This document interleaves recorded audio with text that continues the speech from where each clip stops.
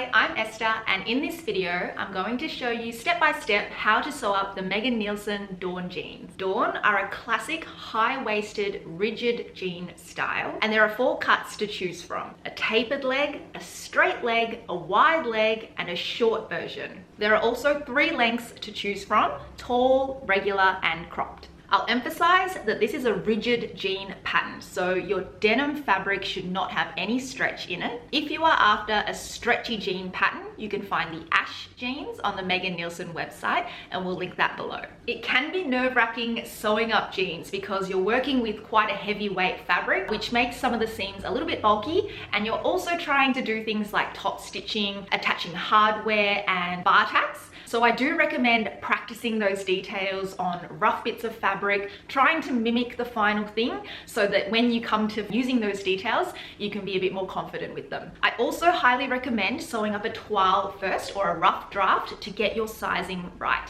Make sure that you refer to the sizing chart that's included with your Dawn pattern to make sure that you choose a size that's going to suit your body accurately, and from there you can make necessary adjustments if you do sew up a toile. It's worth mentioning that I cut a size 6 since my waist measurement is 70 centimeters, but I found that the hips were then quite loose. So the fit of my Dawn jeans look quite oversized. Dawn is intended to have a very snug fit. So again, I highly recommend sewing a toile first because sizing in different fabrics and cuts is always tricky. You'll receive lots of helpful information with your pattern, so I'm not going to go into that too much, such as the things that you're going to need, but I will mention that it's really important to wash your fabric first to eliminate any shrinkage, and then give it a really good press so it's nice and flat when it comes time to cut out all of your pieces. You can sew these in a fabric other than denim, but if you are working with denim, make sure that you're using a denim needle and that you're happy with the tension for both your regular stitches and your regular thread, as well as your top stitching and your top stitching thread. I'll be talking you through how to sew up a concealed button fly, but there are also instructions on the Megan Nielsen blog for how to sew up an exposed button fly or a zipper. So head to the blog if you're looking for those tutorials instead. Let's get into some prep work. I'll trace off from the paper patterns available from the Megan Nielsen website, otherwise download your PDF patterns and cut out all of your pieces. First, we're going to stay stitch the front, the pocket facing, and the yoke pieces. We're going to sew just a regular stitch 1.5 centimeters from the raw edge. This is to prevent it from stretching out as we go through the construction process. Then we can finish the raw edges of the front crotch using your desired method. I'm going to use my overlocker, but if you don't have an overlocker, you can use a zigzag stitch. Then I'm going to apply my fusible interfacing to the wrong side of both of my waistbands and the button fly. Once it's fused, I'm going to fold it in half with the wrong sides together, and then sew 3 buttonholes in the positions indicated on the pattern using top stitch thread. I used pins and chalk to mark out the buttonhole placements, but I think it's about time I invested in an erasable marker. A keyhole buttonhole is the best for denim, but if your machine is struggling, you can try a regular buttonhole or an alternative buttonhole method and then cut them open. Next, we're going to fold the fly extension in half with the right sides together.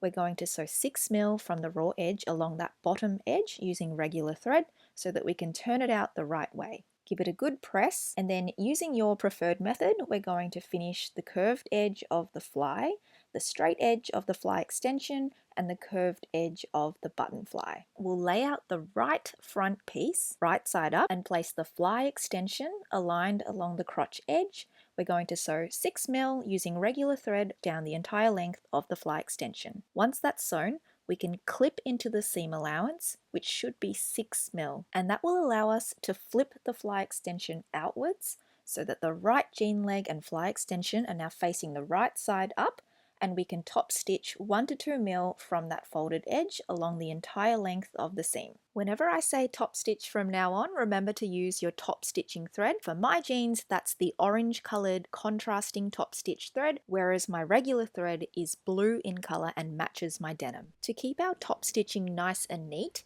instead of back tacking, pull your top stitch thread through to the inside of your jeans and knot it on the inside. Do this for all of your top stitching. Next, we'll take the left front piece and our fly piece, put them right sides together, and we're going to sew 1.5 centimeters in regular thread along the entire length of the fly. Clip into the seam allowance, which should be 1.5 centimeters, and that will allow us to turn our fly all the way to the inside and top stitch 1 to 2 mil from that edge. Now with our fly side facing up, place our button fly on top of the fly so that the curved edges are aligned.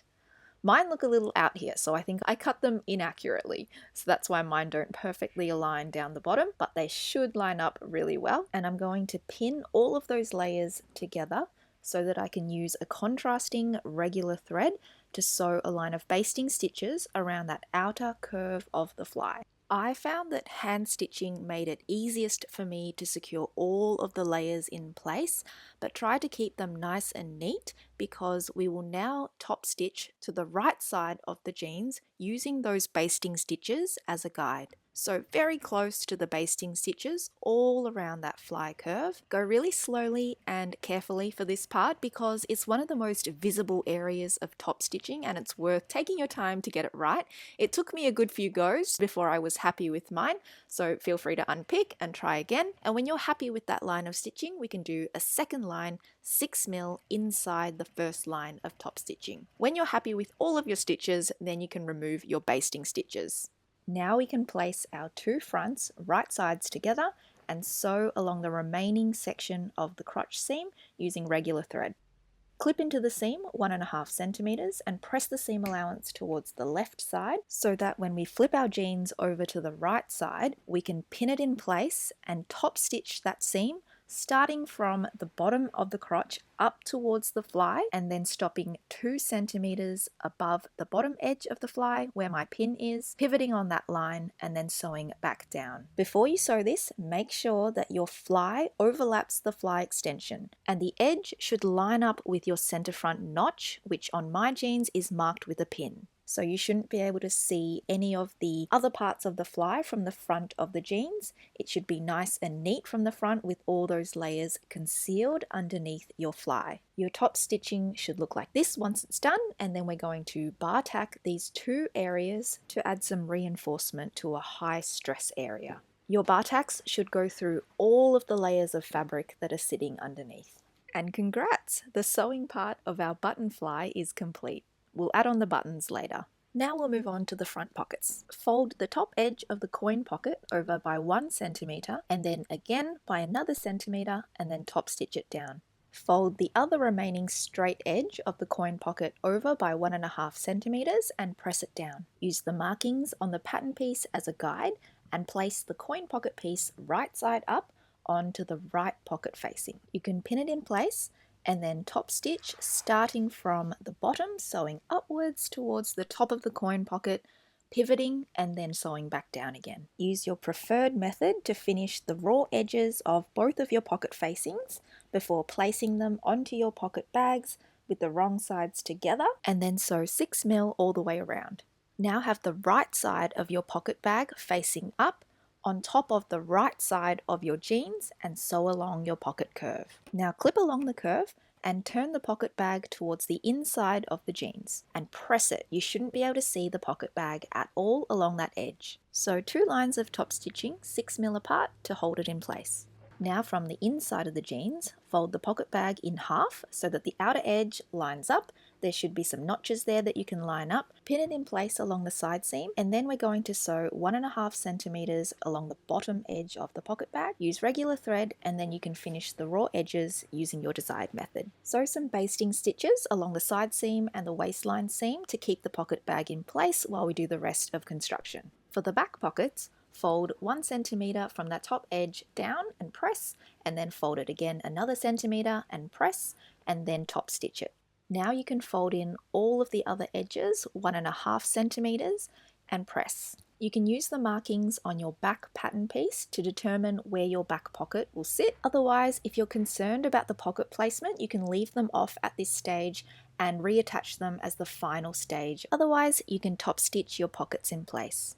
Now we'll attach the yokes to the back pieces, right sides together so that the notches line up, and sew 1.5 centimeters using regular thread, Then you can finish off the raw edges using your desired method and press the seam down towards the pockets. I've only just realized that I've pressed my seam up and done my top stitching up on the yoke, whereas the instructions are telling you to press it down towards the pocket. Hopefully it's not too big of a deal. Now we can place the backs right sides together, sew them together 1.5 centimeters all along that crotch seam, and then we can finish the raw edge by your preferred method. Press the seam towards the left leg and then top stitch along the entire center back seam using 2 rows of stitching again. Now we can place our front and back pieces together, right sides together, ensuring that all of the notches line up, and we can sew 1.5 centimeters from the raw edge. You can finish the raw edges using your desired method and then press the seams towards the front of the garment. Again, do 2 rows of top stitching along the entire inseam. With the front and back right sides together still, we can pin the side seams together and sew a basting stitch 1.5 centimeters from the raw edge. At this point, you can turn the jeans the right way around and try them on. This is a good time to decide whether you like the fit or not, or if you need to make any small adjustments.